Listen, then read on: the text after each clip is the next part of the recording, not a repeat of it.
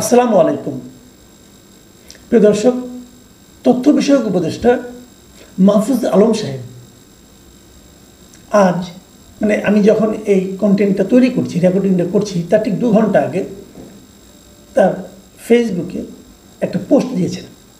সেই পোস্টে উনি লিখেছেন, 1/11 এর পদধ্বনি শোনা যাচ্ছে, তবে জুলাই জয়ী হবে, জনগণের লড়াই পরাজিত হবে না।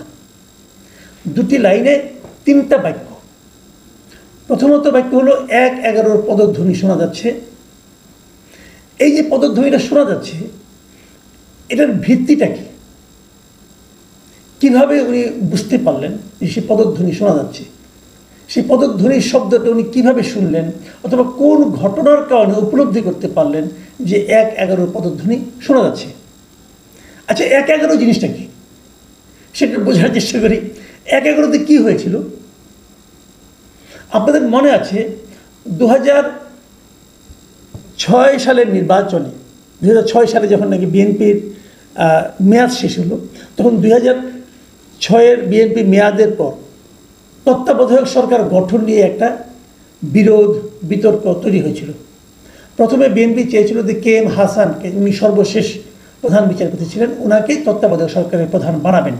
কিন্তু এটা নিয়ে বাগড়া দিল আওয়ামী লীগ, এবং সেই বাগড়ার কারণে শেষ পর্যন্ত অনেক নাটক হয়েছে। অত কিছু বাদ দিয়ে KM হাসান সাহেব নিজেই সরে গেলেন, বললেন যে না ভাই, আমি এই বিতর্কে জড়াবো না। উনি চলে যাওয়ার পর এদিক সেদিক নানা রকম নাটকের পর প্রেসিডেন্ট যিনি ছিলেন ইয়াজউদ্দিন আহমেদ, তিনিই প্রধান উপদেষ্টা হলেন। উনি প্রেসিডেন্ট, উনি প্রধান উপদেষ্টা।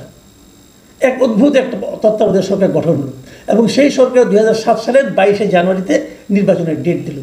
এই 22শে জানুয়ারির আগে, ঠিক 11 দিন আগে, জানুয়ারির 11 তারিখে এখানে তৎকালীন সেনাপ্রধান মইনুল আহমেদ এবং অন্য যারা সেনা কর্মকর্তা ছিলেন, তারা এখানে একটা হস্তক্ষেপ করল। তাদের হস্তক্ষেপের কারণে প্রেসিডেন্ট হিসেবে ইয়াজউদ্দিন আহমেদ সাহেব থাকলেন, কিন্তু নতুন করে প্রধান উপদেষ্টা নিয়োগ করা হলো ফখরুদ্দিন আহমেদকে, এবং ফখরুদ্দিন আহমেদ নতুন করে একটা তত্ত্বাবধায়ক সরকার গঠন করলেন, এবং তার অধীনে একটা নির্বাচন অনুষ্ঠিত হলো। এই ছিল 1/11 কাহিনী। এবং সেই নির্বাচনে বলা হয়ে থাকে যে আওয়ামী লীগকে নাকি ফেভার করা হয়েছে। সেই সময় যারা নির্বাচন কমিশনার ছিলেন, তাদের মধ্যে আপনারা একজন চিনেনি, এই যে এখন যিনি উপদেষ্টা আছেন ব্রিগেডিয়ার সাখাওয়াত সাহেব, তিনি কিন্তু ওই সময় নির্বাচন কমিশনার ছিলেন। ওনাদের অধীনে, যে ওনাদের তত্ত্বাবধানে যে নির্বাচনটা হয়েছিল, সেই নির্বাচনে আওয়ামী লীগ বিজয়ী হয়েছিল।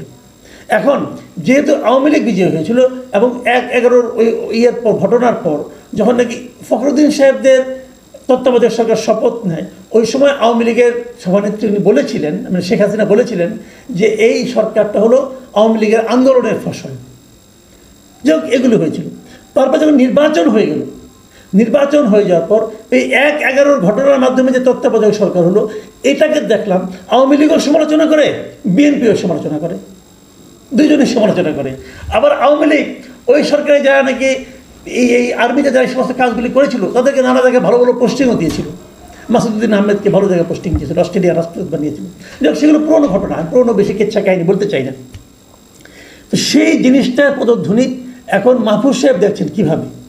তার মানে উনি বলতে চাচ্ছেন যে এই অন্তর্বর্তী সরকারের মধ্যে এখন সেনাবাহিনী প্রভাব বিস্তার করবে, অথবা সেনাবাহিনী নতুন কোনো সরকার গঠনের পায়তারা করছে। উনি কি সেই কথা বলতে যাচ্ছেন? যদি উনি বলতে চান, বলতে পারেন, ওনার চিন্তা ভাবনা উনি জানবেন, কিন্তু সেটা ব্যাখ্যাটা কি?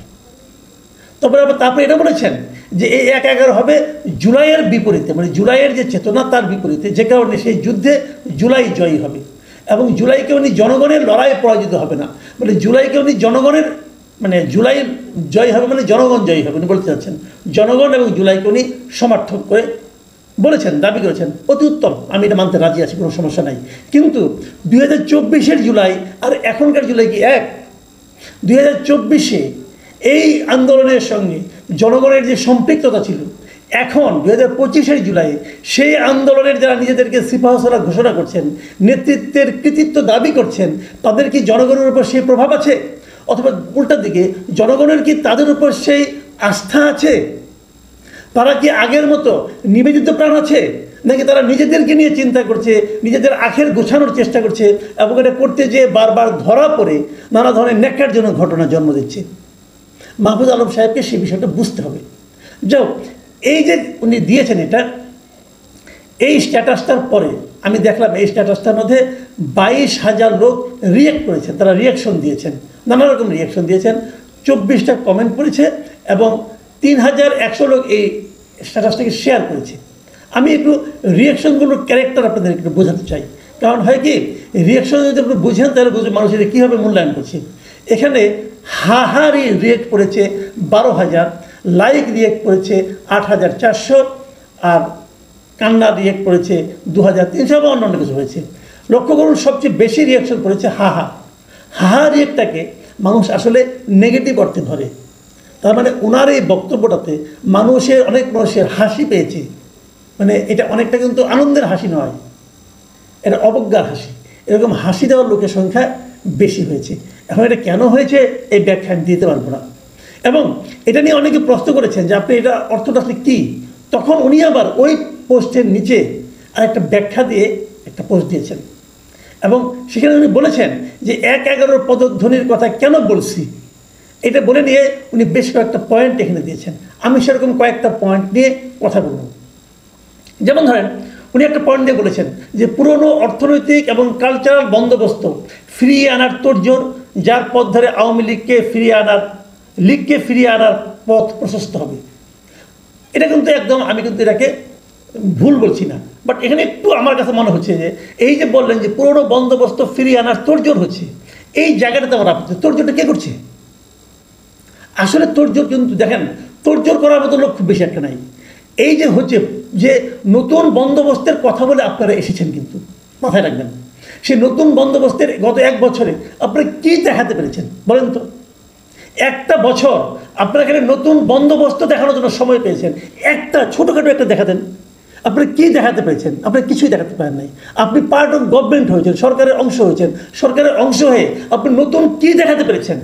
আপনি একটা মন্ত্রণালয়ের দায়িত্ব পেয়েছেন, তথ্য মন্ত্রণালয়ে বসে আপনি এমন কী দেখাতে পেরেছেন যাতে নাকি আমাদের মিডিয়া এবং তথ্য মন্ত্রণালয়ের মানে অধীনে যে সমস্ত প্রতিষ্ঠানগুলো আছে সেগুলোতে বিরাট কোনো বৈপ্লবিক পরিবর্তন এনেছে? আপনি কী পেরেছেন? আপনি কিচ্ছু পারেননি। আপনার কলিগরা কী পেরেছে? তারাও নতুন কিছুই দেখাতে পারেনি। অনেকে বলছে সরকার তো চলছে আগের মতোই, যে সরকার চলছে আগের মতোই, তারা কেন মুখে নতুন বন্দোবস্তের কথা বলে? লজ্জা করে না? আবার এখন নিজেরা পারছেন না, অন্যের উপর তার অজুহাত দিচ্ছেন, অন্যের উপর দোষ চাপাচ্ছেন। কার উপর দোষ চাপাচ্ছেন? বায়বীয় কোনো শক্তির উপর দোষ চাপাচ্ছেন আপনি। এটা আপনারা যদি ভালো কিছু করতেন জনগণ আপনাদেরটাই গ্রহণ করত।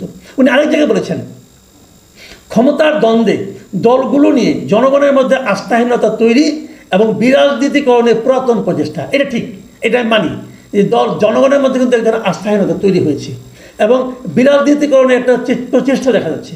কিন্তু আমি যদি জিজ্ঞাসা করি এই বিরাজনীতিকরণের প্রচেষ্টাটা কে করছে, আমি তো একজন দায়ী করবো আপনার সরকারকে। আপনাদের সরকারে বর্তমান যে ডক্টর ইউনূসের গভর্নমেন্ট আছে, তারাই রাজনৈতিক দলগুলোকে ব্যর্থ প্রমাণ করার নানা ধরনের চেষ্টা করছে। এই যে রাজনৈতিক দলগুলোর বিরুদ্ধে অভিযোগ হচ্ছে যে তারা বিভিন্ন জায়গায় চাঁদাবাজি করছে, দখল করছে, অমুক করছে, তমুক করছে, কেন এটা সরকার ফেরাতে পারে না? চাঁদাবাজি ফেরানো তো সরকারের দায়িত্ব, সরকার কেন ফেরায় না? আপনি পলিটিক্যাল পার্টিগুলোকে দোষ দিতে পারতেন তখন, যদি সরকার কোনো চাঁদাবাজির জন্য কাউকে ধরলে যদি পলিটিক্যাল পার্টিগুলো তাকে ছাড়ানোর জন্য সরকারের উপর চাপ প্রয়োগ করতো, আপনি তখন পলিটিক্যাল পার্টিকে দোষ দিতে পারতেন। কিন্তু সরকার তো ধরেই না। এই যে গুলশানের ঘটনা, এনসিপির কয়েকজনকে ধরা হলো, এর জন্য কি কোনো পলিটিক্যাল পার্টি, এমনকি খোদ এনসিপি তারা কি সরকারকে চাপ দিয়েছে? চাপ দেয়নি তো, চাপ তো দেয়নি। তাহলে ধরলে তো কেউ না করে না, আপনি ধরেন না কেন? ইচ্ছে করে ধরে না। সরকার এই কাজটা ইন্টেনশনালি করতেছে যাতে নাকি পলিটিক্যাল পার্টিগুলোর উপর মানুষ বীতশ্রদ্ধ হয়ে যায়। যদি সরকারের জন্য দায়ী হয় তার দায়িত্ব মিস্টার মাহফুজ আলম আপনার উপর পড়ে, কারণ আপনি তো পার্ট অফ গভর্নমেন্ট। আরেকটা জিনিস বলি, উনি আরেকটা জিনিস বলেছেন যে জুলাইয়ের গণ অভ্যুত্থানকে অন্য 10টা ইভেন্টের মতো বানিয়ে জনগণ বিশেষ করে ছাত্রদের মধ্যে হীনমন্যতা তৈরির প্রচেষ্টা হচ্ছে। দেখেন এটা আপনি যেভাবে বলছেন ঠিক আছে, কিন্তু এটা ছাত্রদের মধ্যে কোনো হীনমন্যতা বাইরের কেউ তৈরি করে নাই, এই ছাত্র নেতৃবৃন্দই তৈরি করেছে। এই এনসিপি, বৈষম্যবিরোধী ছাত্র আন্দোলন, এরা যারা আছে এরাই এদের যে নেতৃত্ব, সেই নেতৃত্বের লোভ, দুর্নীতি এবং ব্যর্থতার কারণে এই মানে হীনমন্যতা এবং এই বৈষম্য তৈরি হয়েছে।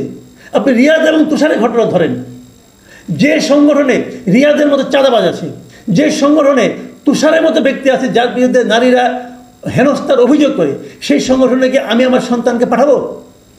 কেউ পাঠাবে? পাঠাবে না তো। তুষারের বিরুদ্ধে কী অ্যাকশন নিয়েছে এনসিপি? যদি না নেয় তাহলে সেখানে এই তাদের প্রতি যে মানুষের হতাশা অনাস্থা আসবে, এর জন্য কি অন্য কেউ দায়ী নাকি তারাই দায়ী? আপনি কিন্তু রোগটা ধরেছেন, কিন্তু রোগের কারণটা কিন্তু আপনি আইডেন্টিফাই করেছেন ভুলভাবে, অন্যের উপর চাপিয়ে দিচ্ছেন। রোগটা ঠিক আছে, অস্বীকার করছি না। আরেকটা জিনিস বলেছেন যে সেটা হলো, উনি আরেকটা কথা ব্যাখ্যা দিয়েছেন যে নির্বাচন নিয়ে ধোঁয়াশা তৈরি, যেখানে সরকার ও রাজনৈতিক দলগুলোর মধ্যে নির্বাচন নিয়ে উল্লেখযোগ্য টানাপোড়েন নাই। উনি বলতেছেন যে নির্বাচনে যে ধোঁয়াশা তৈরি হয়েছে এটা অন্য কেউ তৈরি করেছে। উনি সবসময় একটা অদৃশ্য শত্রুকে টার্গেট করছেন, কিন্তু উনি বলছেন যে সরকারের সঙ্গে রাজনৈতিক দলগুলোর মধ্যে নির্বাচনে কোনো টানাপোড়েন নেই। আর শিওর? আরে দলগুলির মধ্যে তো টানাপোড়েন আছে। এনসিপি এবং জামাত বলে এক কথা, বিএনপি বলে আরেক কথা। নির্বাচন নিয়ে বিরাট টানাপোড়েন আছে। বিএনপি নির্বাচন প্রথম চেয়েছিল ডিসেম্বরে, সেটা ঠেলে নিয়ে গেছে ফেব্রুয়ারিতে, এখন সেটা ফেব্রুয়ারিতেও হবে না। তো এইগুলো এটা টানাপোড়েনগুলো কি একদম নেই? সরকার নির্বাচনের ডেট ঘোষণা করে দিলেই পারে, দেয় না কেন? কাজে আমি মাহফুজ আলম সাহেবকে বলবো, ভাই আপনাকে আমি ব্যক্তিগতভাবে পছন্দ করি এই কারণে, আপনি যা বিশ্বাস করেন তা বলেন, তা বলার সৎ সাহস আপনার আছে। কিন্তু বিষয়গুলিকে আপনি ঠিকই ধরেছেন, পয়েন্টগুলো ঠিক আছে, আপনার যুক্তিগুলো ঠিক আছে, কিন্তু আপনি যাকে কারণ হিসেবে দেখাচ্ছেন, আপনি প্রত্যেক জায়গায় কারণ হিসেবে দেখাচ্ছেন একটা অদৃশ্য শত্রুকে। এখানে অদৃশ্য শত্রু নয়, শত্রু দৃশ্যমান। তারা হলো ছাত্র নেতৃত্ব, যা নাকি সংকীর্ণ পথে হাঁটছে, যা নাকি সাময়িক লোভকে অতিক্রম করতে পারছে না। ওই রিয়াদ বলেছিল না কোর্টে যে গরিবের ছেলে টাকা দেখে মাথা খারাপ হয়ে গেছে। একই ঘটনা আপনাদের যে ছাত্র নেতৃত্ব আছে তাদেরও হয়েছে। এই বয়সে যদি ধনীর ছেলেও হয়, এত টাকা একবারে দেখে নেই সে, তার বাবা দেখতে পারে, সে দেখে নাই, এদের টাকা দেখে মাথা খারাপ হয়ে গেছে ছাত্র নেতৃত্ব। আর আপনার সরকার, যে সরকার এনজিও এবং বিদেশি দ্বারা প্রভাবিত, তাদের এই দেশের প্রতি কোনো দায়বদ্ধতা নাই, কোনো ভালোবাসা নাই। তারা এখানে অবসর বিনোদন করতে এসছে।